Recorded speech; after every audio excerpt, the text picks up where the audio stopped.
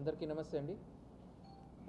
ఈరోజు మనము ఒక inter state and international linkage ఉన్నటువంటి ఒక క్రికెట్ బెట్టింగ్ గ్యాంగ్ని మనము బస్ చేయడం జరిగింది.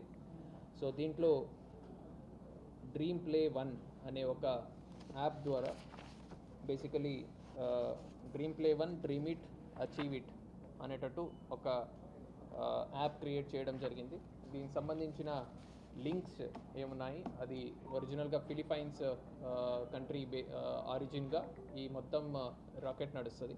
సో దీంట్లో మనము ఒక 19,70,000 ఆల్మోస్ట్ 20 lakh రూపీస్ మనము క్యాష్ యూజ్ చేయడం, ఒక కారు, ఒక 4 బైక్స్, ఒక 3 laptops, 15 SIM cards, 4 cheque books, మరి 13 ఏటీఎం కార్డులు, ఒక 15 మొబైల్ ఫోన్స్ సీజ్ చేస్తూ, ఇది మాత్రం కాకుండా ఒక 9 బ్యాంక్స్లో 49 మందికి సంబంధించినటువంటి 18,20,000 రూపీస్ అమౌంట్ కూడా మనము ఫ్రీజ్ చేయడం జరిగింది. So total value of 60 lakhs worth ఉన్నటువంటి మెటీరియల్స్ మనము క్యాష్ ఫ్రీజ్ ఉండొచ్చు, మిగతా మెటీరియల్స్ రూపంలో మనం సీజ్ చేయడం జరిగింది. ఇంకా డీటెయిల్స్లోకి వెళ్తే ఒక 10 member గ్యాంగ్ ఇక్కడ లోకలీ ఆపరేట్ చేసేవాళ్ళు.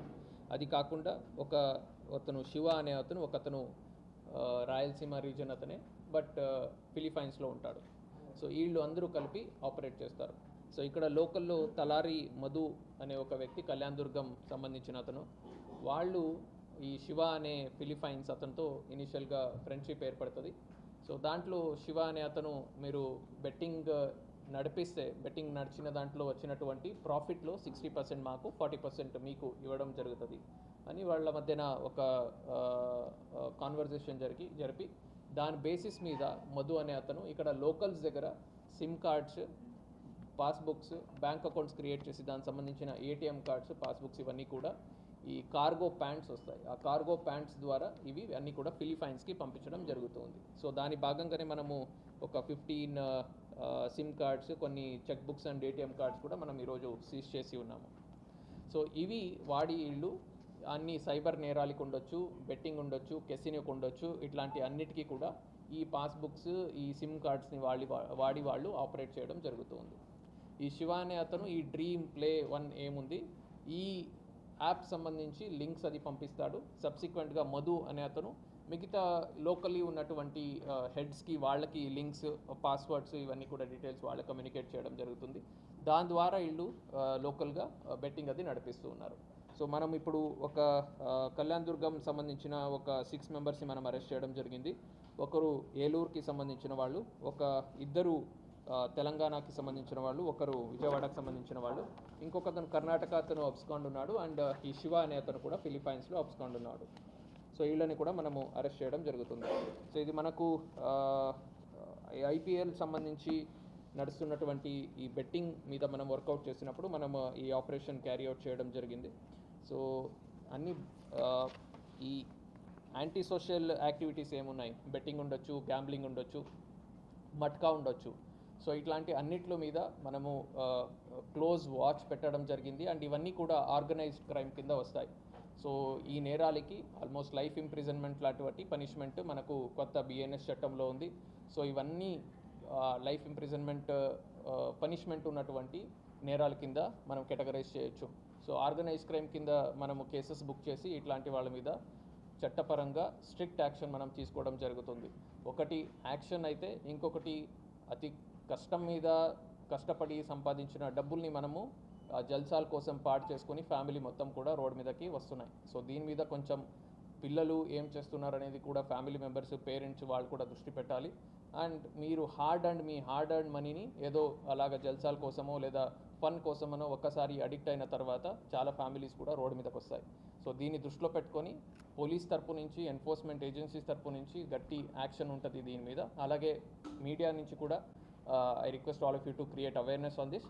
అలాగే పబ్లిక్లో కూడా దీని మీద దృష్టి పెట్టి ఎక్కడైనా ఇట్లాంటివి జరుగుతుంటే ఆ ఇన్ఫర్మేషన్ కూడా మనకు పాస్ ఆన్ చేసినట్టయితే మనం దాని మీద గట్టి యాక్షన్ తీసుకోవడం జరుగుతుంది.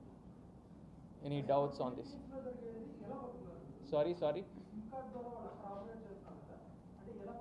సో మనకు ఇక్కడ లోకల్గా ఇతను మధు అనే అతని నేతృత్వంలో ఇట్లాంటిది నడుస్తూ ఉంది. అతను లోకల్స్లో కొంతమంది లీడర్స్, ఇప్పుడు మధు నుంచి మళ్ళీ ఒక హెడ్ చిత్రదుర్గలో, ఒక హెడ్ కర్ణాటకలో, ఒక హెడ్ ఏలూరులో, ఒక హెడ్ విజయవాడలో, ఇలాగ వాళ్ళకి లింక్స్ అది పంపించి వాళ్ళ ద్వారా దీంట్లోకి జాయిన్ చేయించి గేమ్ ఆడుతున్నారు. బికాజ్ వీళ్ళకు కూడా 40% ఏం ప్రాఫిట్ వస్తుంది, అది వీళ్ళకు కూడా గెయిన్ కాబట్టి. సో ఆ ఇన్ఫర్మేషన్ మాకు బయటకు వచ్చినప్పుడు ఆ లీడ్ బేసిస్ మీద మనం వర్కౌట్ చేయడం జరిగింది. కాదు లీగల్ కాదు.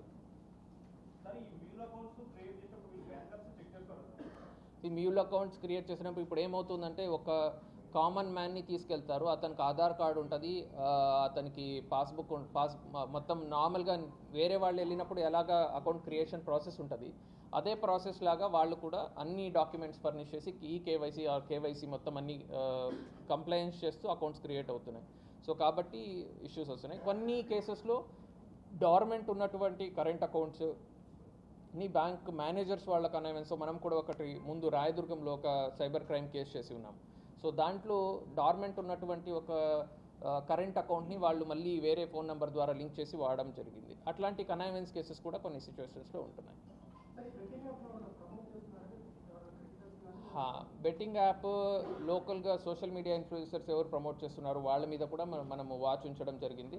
రీసెంట్గా కొంతమందికి మనం సోషల్ మీడియా ఇన్స్పెక్టర్ ద్వారా కూడా వాళ్ళని పిలిచి మనం కౌన్సిలింగ్ కూడా చేయడం జరిగింది. ఈ యాప్ మాకు ఇప్పటిదాకా దృష్టికి అయితే రాలేదు.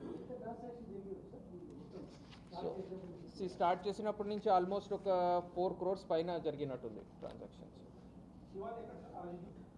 సారీ, అతని నేటివ్ అడ్రస్ రాయలసీమ, అంటే అతని స్లాంగ్ లాంగ్వేజ్ అది బట్టి మనం రాయలసీమ లాగా అనుకుంటున్నాము. సో ఫర్దర్ డీటెయిల్స్ మనం వర్కౌట్ చేస్తున్నాము. ఆ డీటెయిల్స్ ఇంకా మాకు రావాల్సి ఉంది.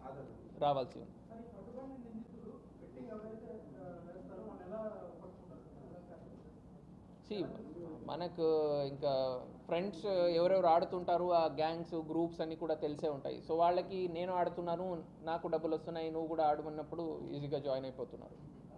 So that's up. రోమింగ్ అండి, వాట్సాప్ అకౌంట్ క్రియేట్ చేసుకోవచ్చు, రోమింగ్ వాడచ్చు, సైబర్ క్రైమ్కి వాడచ్చు. మీకు చాలా వరకు సైబర్ నేరాలు ఈ మధ్యన వాట్సాప్ ద్వారానే జరుగుతాయి. ఆ నెంబర్స్ మీరు చూస్తే మీకు పాకిస్తాన్ నెంబర్స్ నుంచి చాలాసార్లు వాట్సాప్ +92 నుంచి చాలాసార్లు వచ్చుంటాయి, +1 నుంచి వచ్చుంటాయి. ఇలాగ డిఫరెంట్ దీని నుంచి ఉన్నటువంటి వేరే ఇంటర్నేషనల్ నెంబర్స్ నుంచి చాలాసార్లు మెసేజెస్ మాకు వస్తూ ఉంటాయి. వాట్సాప్లో కూడా మీరు చూస్తూ ఉంటారు.